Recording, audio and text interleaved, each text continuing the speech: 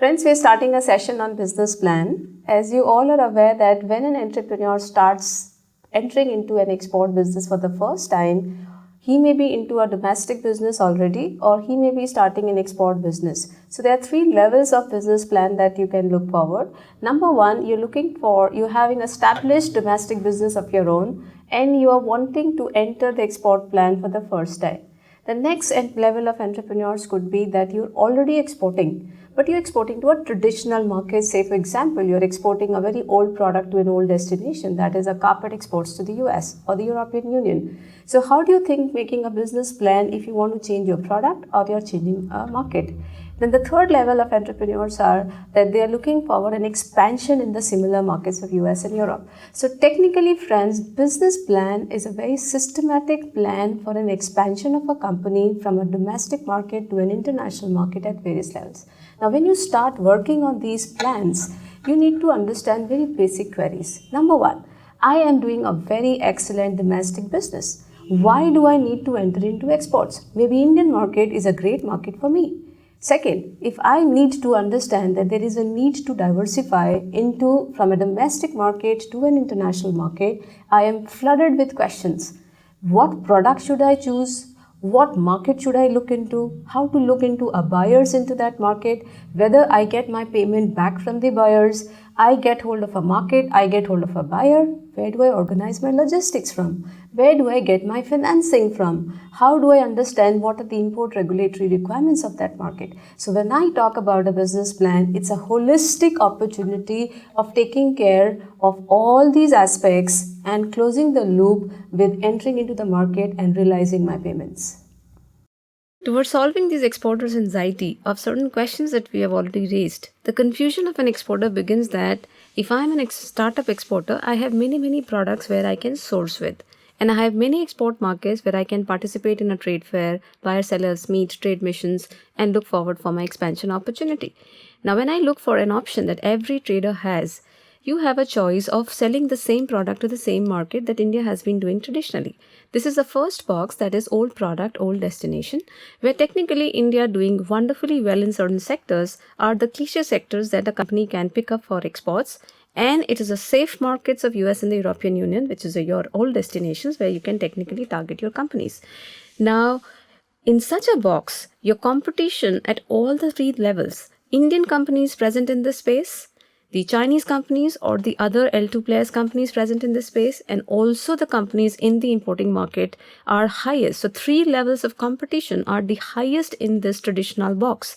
Therefore, the suggestion to the companies are, if you want to remove yourself and protect your business plan from three levels of competition, it's always good to enter into a vertical shift or a horizontal shift. When I make an horizontal shift, we keep supplying to our old destination, but this time what I do as a startup is I am making an old product into a new product. So we'll learn how do we do that.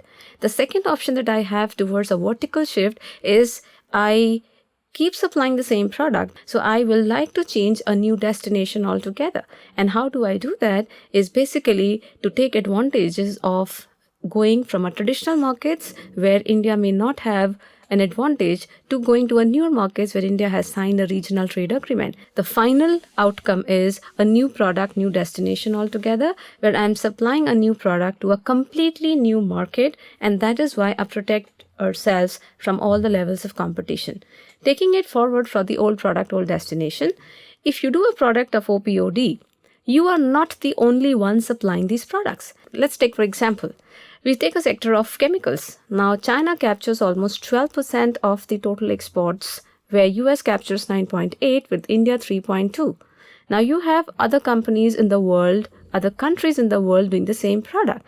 Whether it is a steel sector or it is electronic sector, you are having huge competition. Now, how do you get ensured that your company is picked up and you get a business in these markets against these three competition that you're seeing? Now let's solve this jigsaw puzzle. How to choose a new product, how to choose a great market for your product. Now it will all depend on certain parameters. That would technically mean what type of product are you selling? Is it acceptable in the global market? Does it have a price competition? Are you availing the right government scheme? Are you targeting the right market? And finally, which is extremely important, friends, that will make you different than all the other companies in the world supplying the same product is, are you customizing the product as per the customer's requirement in that market? Now, let us do the step 1. The step 1 is, when you start entering into an export market, you do not sell a product. You sell a number attached to that product, which we normally call as harmonized system of code. What is this code? I suppose I sell a t-shirt. Now this t-shirt may be differently composition may be different. I may be supplying, your buyer is asking for a cotton t-shirt blended with silk. Now because of the language differences, you completely do not understand his criteria.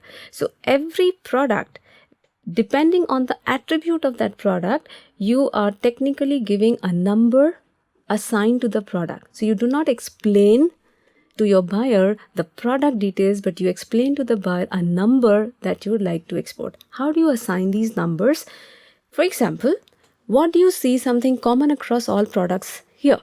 If you see something which is common, every product that you see on the screen are the products coming from the animal origin. So technically, the World Customs Organization divides this into a first level of classification of the number given to all the products having something common amongst themselves as a 2-digit code, which is 04. Now, under the products of animal origin, it could be milk, it could be egg, it could be honey, as you can see. Now, every product is a unique product, friends. So that takes me from a 2-digit code to a 4-digit code, where milk gets 0401, egg gets 0402, honey gets 0405, and that's about it. Now think about a company who runs a big dairy farm in India. Now they would like to enter into the export market. Now this company has multiple choice. Under the dairy sector, which is 0401, they have many choice at a 6-digit code. So 0401 remains common, but the last digits would change depending on the product. So this company is having, they can enter into milk powder, which is 040110, 040120 for ghee, or what you say as butter oil, or cheese, which is 30, or butter, which is 50. Now I have many choices. I run a very successful dairy company in India. I have a big brand in India. Now do you think I can export anything that I would like? Not really. So how do you understand and pick up from plethora of products that you're selling in the domestic market? How do you choose the right product to export? Will all depends upon the 5 characteristics. First of all, number 1, can I export everything that I sell in the domestic market? Not really, because there are so many products at a 6-digit HS code. Your government, for multiple reasons, will not allow the export of every product that you would like to export. Therefore, your foreign trade policy would divide the HS codes at a 6-digit level in 4 categories. The products that you are free to export are technically known as Open General License, which is also known as OGL. This would mean you do the basic formalities, get your company registered, get your import-export code, and you find a buyer through trade fairs and you are free to export. Second category comes at restricted category, where you need to have a license to export. You have a third category of certain HS codes that fall in the category of canalized products, where you have certain governmental interventions.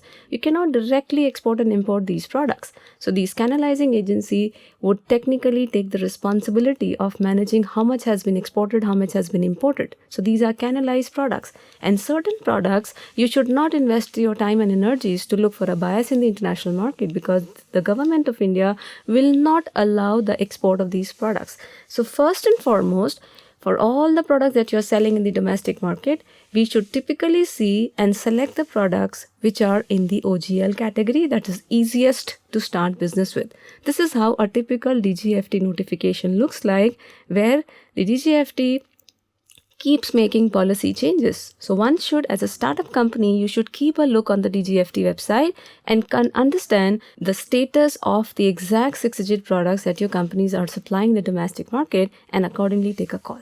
Now, let us take an example of certain prohibited and free sectors. For example, in the HS code of 0506, which is about the human skeletons, so bone and bone products, horn and horn products, hoofs and hoof products, when they exported to the European Union, they are free to export. But peacock feathers, including the handicraft products, it is prohibited to export. Now, both of them are coming out of handicrafts coming out of an animal origin. But when it comes to peacock tail feathers or the antlers or the shed antlers of the deer, cheetal and sambar, these are prohibited. Now, if I am picking up a product for exports, I have to be very clear about the exact status. So that's point number one. Now, when I to pick up a product in the OGL sector, there are many companies in India who may be doing the same product. How do I prevent myself and become unique? That's how we do by thinking differently. How do I do that? Let's help this dairy company who is doing multiple products and they want to export milk powder in the international market.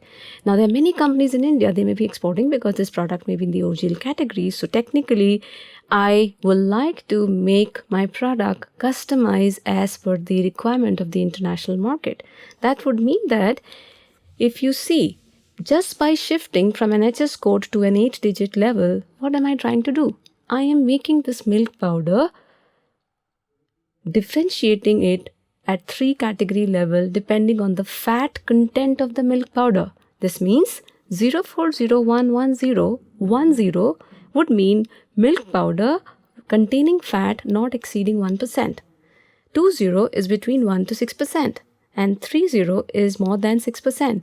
Now, it is my intelligence that the markets where you're segmenting the market on the basis of the fat requirement of those markets. For example, in the US market, everybody is wanting to sell this product to the old product, which is an old product, to an old destination, which is US. How do you make yourself much more sellable as compared to the other companies in the world?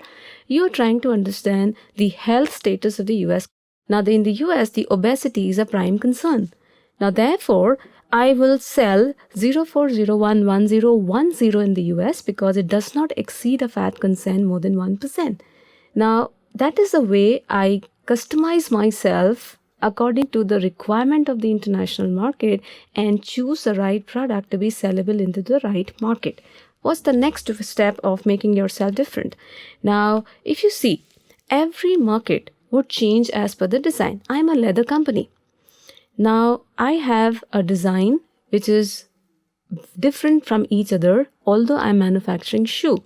Now you see very beautifully that the first kind of shoe that you see, which is your 640319, the biggest takers of such kind of shoes are UK, Italy, US and Canada.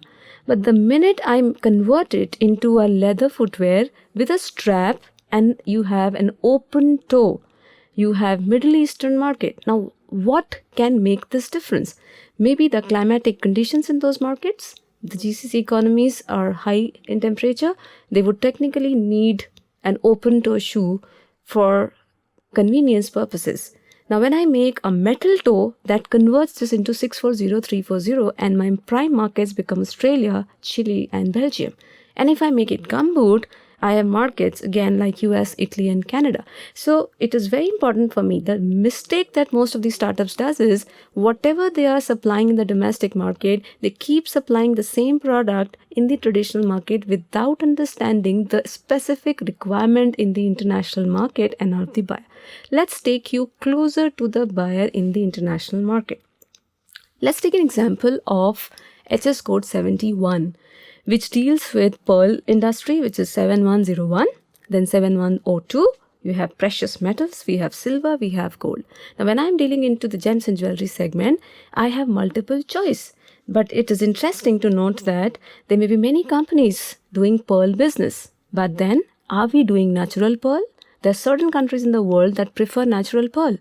While the preference of certain market is about cultured pearl, which is unworked. Cultured pearl visits worked. Now, I have to make an extra effort to understand the customer requirement in the same segment. Let us take you to much closer to the buyer's requirement. You'll be surprised to see that for Indian CIS countries, we have a lot of preference for the gems and jewelry market. But you see, one country in CIS, which is Armenia, is technically trying to work forward for cultured pearl, which is temporarily strung for convenience purposes. And Georgia, they're looking for a natural or a synthetic semi-precious pearls. And Kyrgyzstan are looking for glass beads. Let's take an example of a HS code 44, which is a wood product. Now, 3 countries in the US looking for 3 different requirement of the same HS code. For Belarus, the demand is for tableware and kitchenware of wood, which is brooms and brushes of the wood. For Moldova and Kyrgyzstan and Russia, both the countries looks forward for an import of statues of wooden ornament. But one market, which is Moldova, looking for tropical wood, and the other markets of Kyrgyzstan and Russia looking for non-tropical wood. Now, am I making so much of an effort to understand these markets? So before the session ends, we will see the websites that give you such specific understanding of the consumer requirement. Please note, friends, this is known as a concept that you can see as NTL, which is a national tariff line. The same 6-digit code, the way we supply it to one country in the international market is different to the another country in the international market. So this extended number that you see here in Belarus, 44190000 or 442010110. So this is beyond 8-digit code, which can be 9, which could be 11, it could be 13 in certain cases, and that what's understanding of this extended number as a national tariff line makes you differently placed in the eyes of the consumer, because that takes you to the consumer choices. Let's take the example of silk. Now, when I'm trying to look forward for business opportunities for a silk products beyond saris, beyond cushion covers, beyond bedspreads, we're trying to understand, for example, Rwanda is the largest importer of handkerchiefs made out of silk. So I will technically not supply the cushion covers to them, but I will try to understand how can I make handkerchiefs of silk and supply it to these markets. Now, for example, you should also understand, whenever you are trying to target a particular product to a particular market, we also need to understand what is the USP of my product. For example, silk is a bad conductor of heat and electricity. So if I'm trying to target this product, and that's what we have done so in the past, that Turkey is a country that would love to import silk, not as cushion covers, not as saris. Rather, the same saris can be portrayed on a textile wall-to-wall covering. And why do they do so? Because in countries like CIS countries where the temperatures are very, very low, they need this textile wall covering as a silk give them an advantage of warmth in the room. So because silk is a bad conductor of heat, you're trying to capture that USP of your product and try to innovate the use of the product. That's one way that comes out of the rut of the competition that a company would have. The second way that you can look forward for an opportunity in the international market is to focus on the products where Indian government has filed a geographical indication, which would mean, for example, the Indian government may sell Madhubani arts online. So the government has a focus of promoting the GI products. So as a startup company, you can look forward for the products where the GI has been filed. So you have multiple product lines from every state. You have certain identified products which originates from that location, and that gives you a country branding in the international market. You can pick up any of these products as a startup. You should always choose a product which is in sync with your foreign trade policy. Now, the MEIS policy gives you certain focus products and certain focus markets. So, for example, paper products, eco-friendly products. We have a bamboo mission. Choose a bamboo product where government focus is always there. So as a startup, if I'm looking for an old product which is already explored a lot by your Indian companies, let's take our attention to the newer products, and that fits well and as per the governmental focus in the foreign trade policy. I can do a lot of women-centric products which are supported under MEIS, which could be apparels, which could be watches, which could be consumer electronics, footwears. Then comes the concept of exploring innovation in use. For example, this is Indian companies in a certain cluster where they used to sell a lot of these women wear, as you can see, the silverware in wearing it in the foot. Now, and the second product that companies were selling from your metalware clusters were the Shiv Nandi bell. Now, the way you are portraying it in the market was Indian product, which is a Shiv Nandi bell. Now, 90% of your buyers' friends are non-Hindu, or they're not able to connect well with the stories that you would like to promote in the international market. So, what we did, for example, in case of this beautifully crafted metalware Nandi bell, we entered into a concept of bullfighting, which was prevalent. So the same metalware craft converted into a bullfighting concept, and it was very, very acceptable in Spanish markets. The Portuguese could connect with it, French would connect with it, and that is beauty of a business plan, that you're selecting a product that's exportable and you're making them connect with the international buyers. For example, there is a tradition in Southeast Asia to wear these metal rings in the neck. Now, using the free trade agreement in Southeast Asian markets, which is Indo-ASEAN FTA, we can technically change the use of these metal rings, which is worn for the foot in the traditional markets of US, to the wearing it in the neck using an Indo-ASEAN free trade agreement. So the product is the same. You're trying to change the market, you're trying to change the use of the product, and that's what gives you an added edge for the same product, and the sellability of the product increases in the international market.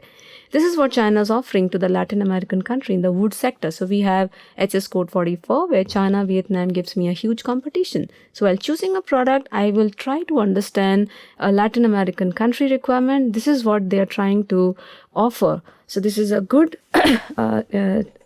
suggestion to the wood cluster, that this is what China is offering in a vote to the Middle Eastern, because camel is something that's relating very, very close to the buyers in the US, in the Middle Eastern market, So we are trying to take the product call. Let's now take a market call. When we talk about changing from a old destination to a new destination, how do we do that? There are many countries in the world. So if we suggest a call that there is enough tug of war in the same markets of the traditional, how do I take a call of shifting into a new destination altogether? Now there are 6 steps that we do that. You can shift to a traditional market to an emerging market using the MEIS policy, where Latin America is a focus market for Government of India. Then there is Latin America, Africa, CIS countries, Asia Pacific economies, where MEIS benefits goes to the focus market. So if I have a choice to understand the market that I should choose, I can take advantage, because that gives me a price competitiveness against the other L2 players in the world. Now these are 7 steps. Step 1, I've already chosen the product. Now when I choose the market, I have to understand internationally. I will not make a call of India sells to which market, because I have a huge L1 competition coming from Indian companies supplying that product to that market. But I would enter into the step number 1 of selecting the market is internationally, which are the countries in the world who are the global importers of this product. Step number 2, is it just the right time, or I have to see a sustainable demand in that market, meaning is the demand increasing in these countries for my product? Point number 2. Point number 3, maybe these countries are the biggest importers of the product I would like to sell.